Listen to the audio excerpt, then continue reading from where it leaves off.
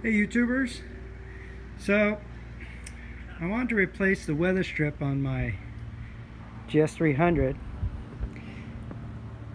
because of this here, and also a lot of wind noise. I don't know for sure if it's coming from here, but apparently the previous owner glued this together and it just, you know, it's in bad shape. I mean, it's an 18-year-old car. And so I bought the replacement here. Alright, so I bought this replacement here, and it has all the little clips and push pins that install there, and it's all one piece. As you can see, it goes all the way around and down under the door there. And so I went to start, and all the videos I found had a bolt here, you know, to remove that, because you got to get it around that thing. And I couldn't figure out if I should pull that out or push it in to disconnect it. But on this car, because it's so old, every time I go to try to do something, it breaks. So I went on the Facebook group, Lexus GS300s and stuff, and somebody was kind enough to tell me all you gotta do is pop this thing off. I just couldn't, I just didn't even think about it, you know. So you just pop that off, and then you got a T40 torque screw, and put it on there. So I'm gonna go ahead and take that apart and try to install this and get back to you. The main reason I want to make this video is because of that simple little cover there. I mean, probably everybody could figure it out, but there was nothing I could find on YouTube about it, so we'll figure it out.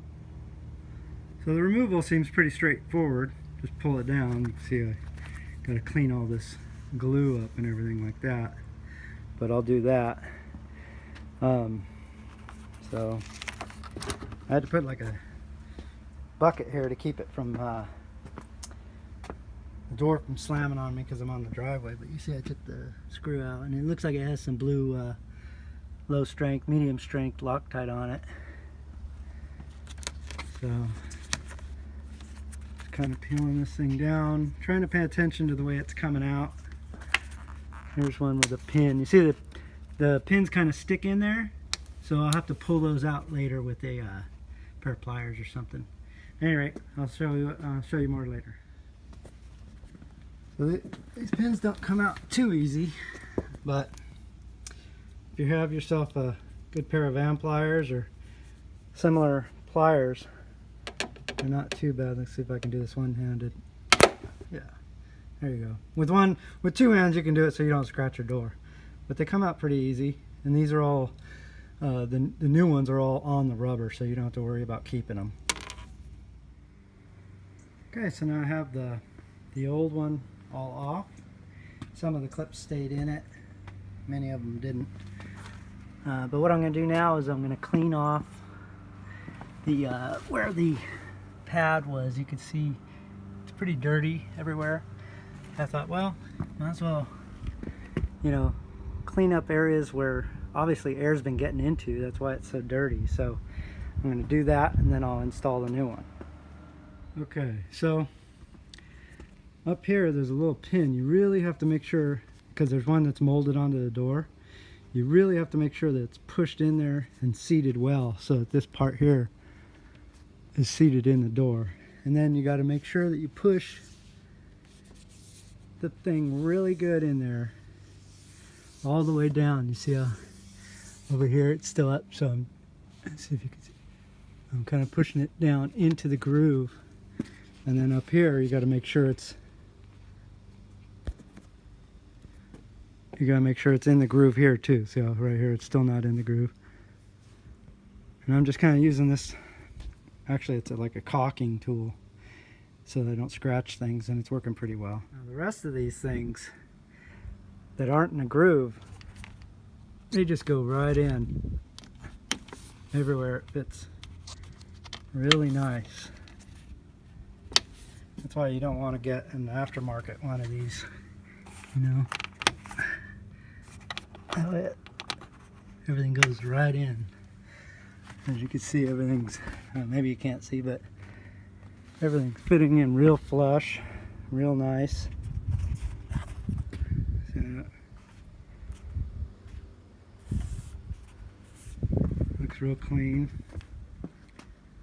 This part here is a little up, but I'll work on that. So now a little medium strength thread locker to that T40 screw, and I'll reinstall it there, and then reinstall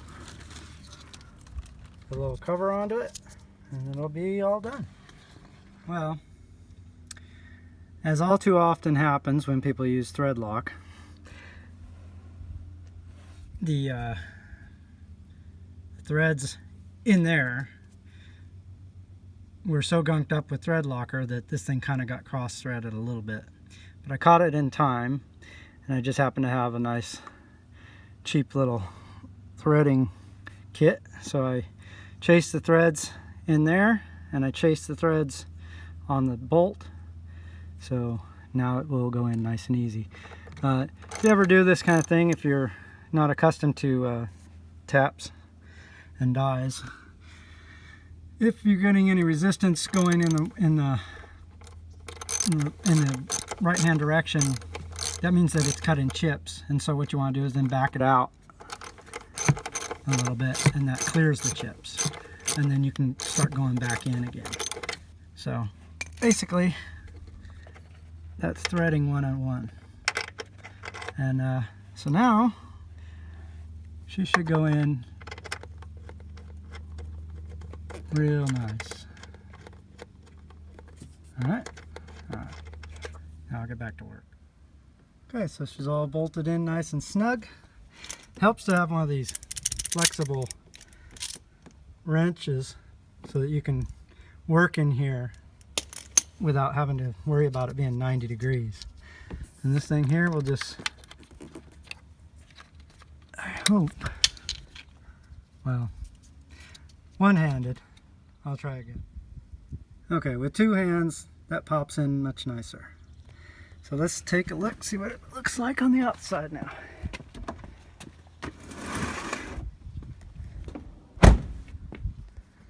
Looks pretty good. I don't know why this kind of flips up. It's the right one.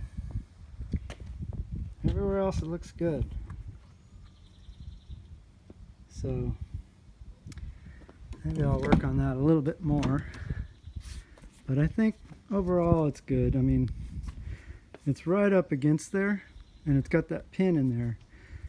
So could just be a manufacturing defect kind of thing. Doesn't come down at all, but oh well. It should seal better. That's the main thing. Good luck, and I'll see you on the next work that I have to do with this thing.